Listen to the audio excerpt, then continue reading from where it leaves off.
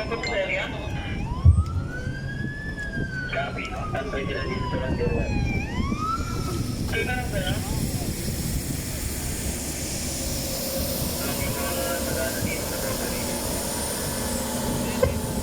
everyone. We are now witnessing the arrival of the primary response units from the MIAA Rescue and Firefighting Services.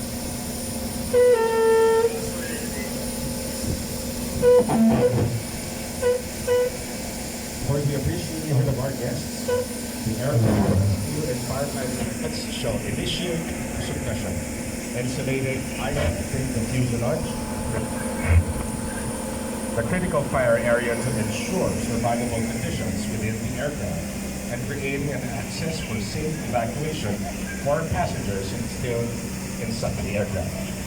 Firefighters will simultaneously conduct search and rescue and extrication of victims, preserving properties from further damage and preventing reignition once the fire is contained.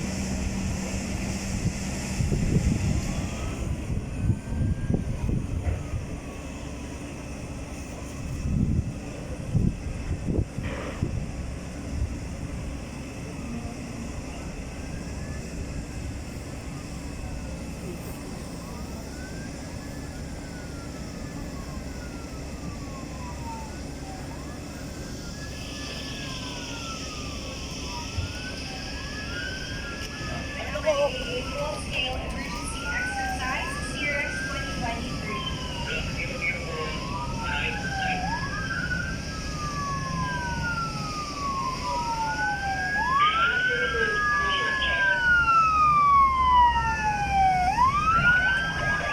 This exercise is conducted to ensure that the prescribed plans, guidelines, and organizational setup of the NAIA Airport Emergency Plan in addition will adequately and effectively address emergencies occurring at or within the immediate vicinity of NET.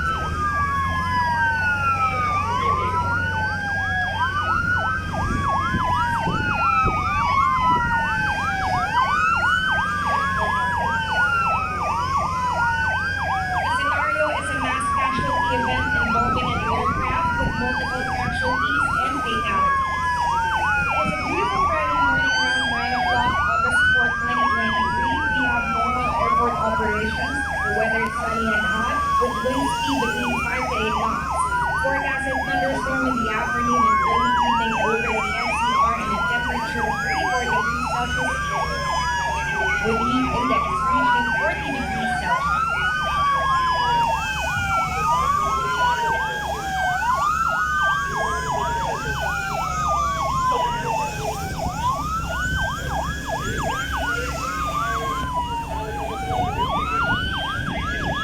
Call sign Foxbase and the Command and Control Center, call sign Command Center, activating emergency plan number 1A, aircraft crash on airport.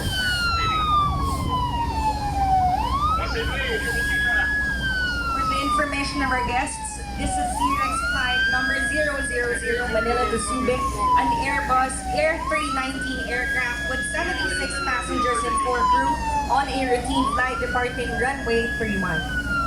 Cover will be affected aircraft maneuver area, please.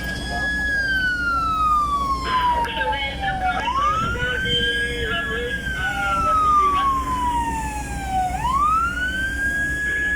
Copy, the flight goes 398 Manila Bawa, on issue of total.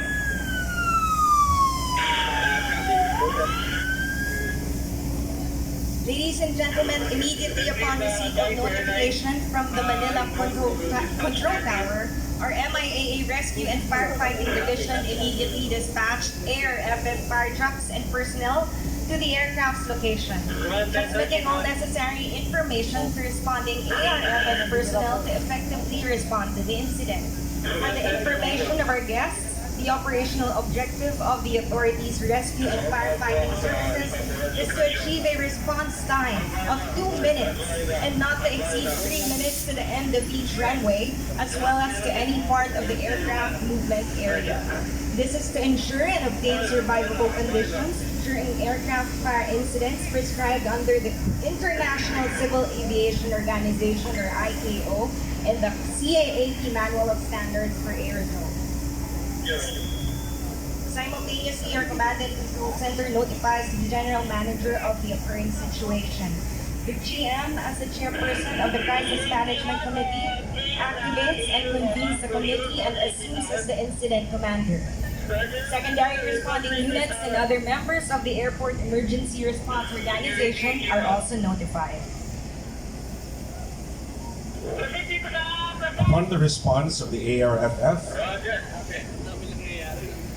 primary rescue units from our medical services, the team shall establish the triage area based on the location identified by the on-scene commander. They shall provide first aid, medical care and treatment, and conduction of victims requiring immediate care to hospitals capable of treating specifically sustained injuries. They are then followed by our aerodrome safety and airside police units. The airside police units shall ensure and secure and cordon the crash site, conduct traffic management and crowd control, while the aerodrome safety units shall assess the aircraft maneuvering areas affected by the incident, and appraise and maintain close coordination with the on-scene commander and the Manila Control Tower. Likewise, operation units shall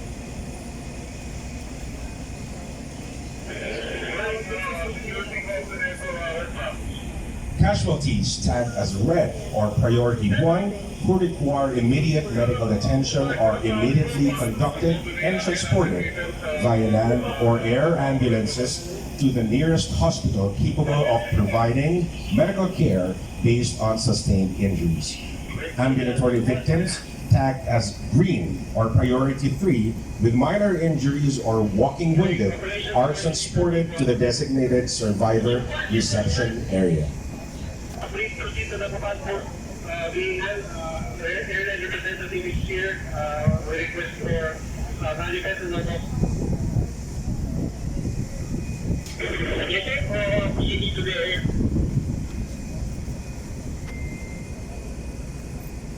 Break, keep one, fire.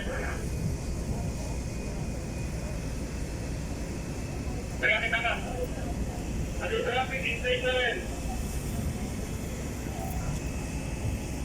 Go ahead. January 2, we have investigators to priority 1 victims from inside the aircraft. They are transported to the garage and ambulatory wing 4 at the 30 victims. Copy that, flight coordinator.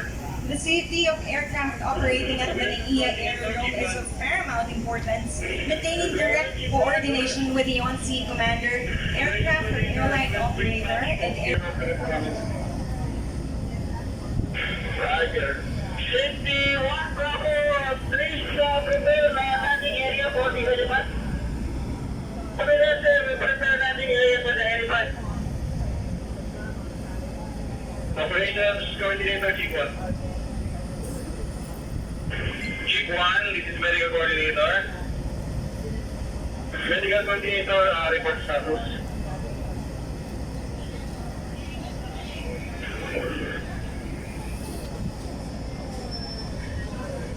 Security coordinator, report.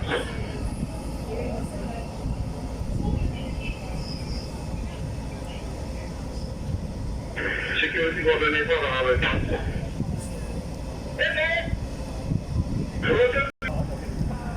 Saan iba rin yung dedication ng mga participants. Chief 1, medical coordinator. So, yung para siyang yung Ambulatory victims tagged as green or priority 3 with minor injuries or walking wounded are transported to the designated survivor reception area.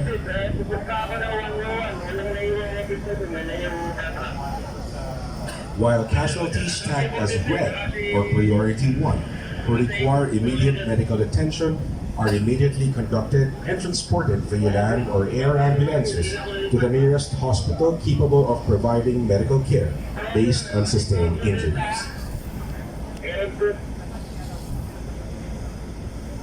This is for transporting the casualties tagged as red or those needing immediate care.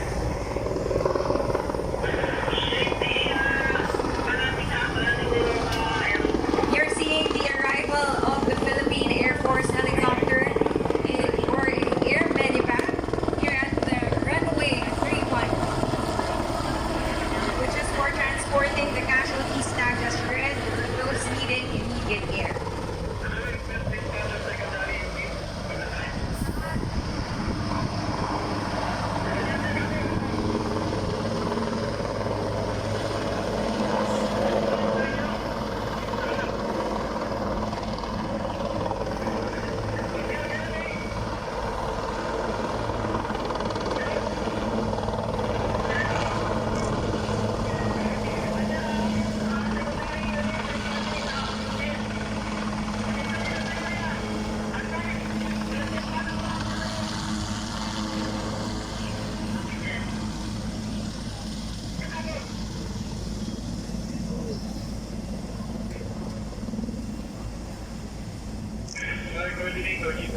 While conducting the airlift medevac, secondary responding units from the local Bureau of Fire Protection, local and private hospitals, and other and medical responders will augment the authorities' Sige. Titignan ko na lang. Malapit na. Helicopter. Medical coordinator, G1, go ahead.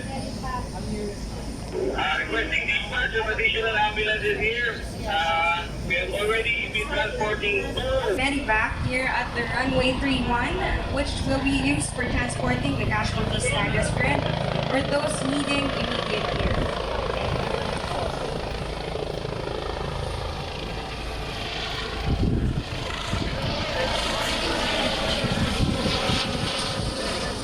Also on your left, the authority, if you direct your attention to your left, the authority and or the aircraft operators will provide a...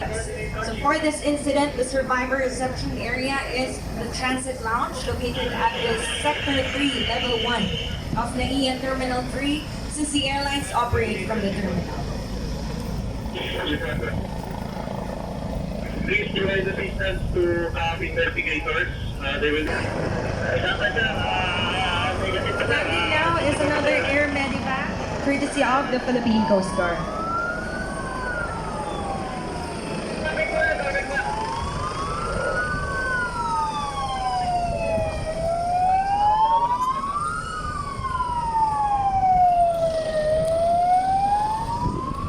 Arriving now are secondary responding units from the Bureau of Fire Protection, local and private. Attention sa command center.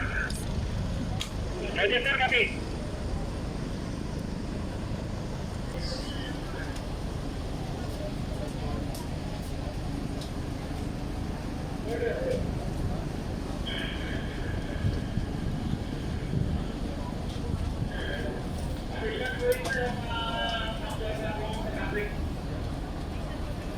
Coordinators will update the on-scene commander at the mobile command post of the number of casualties treated, conducted to hospitals, transported to the survivor reception area.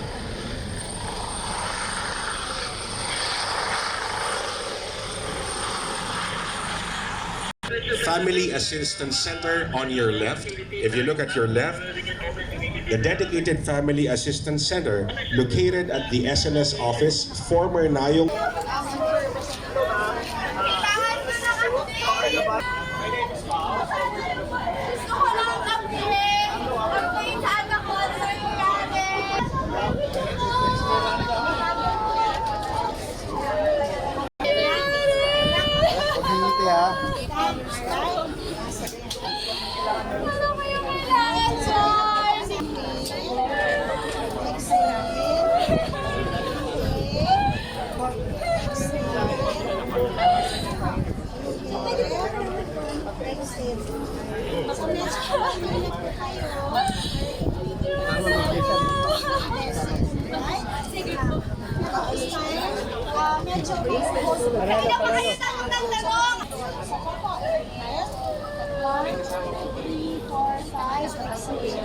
One more.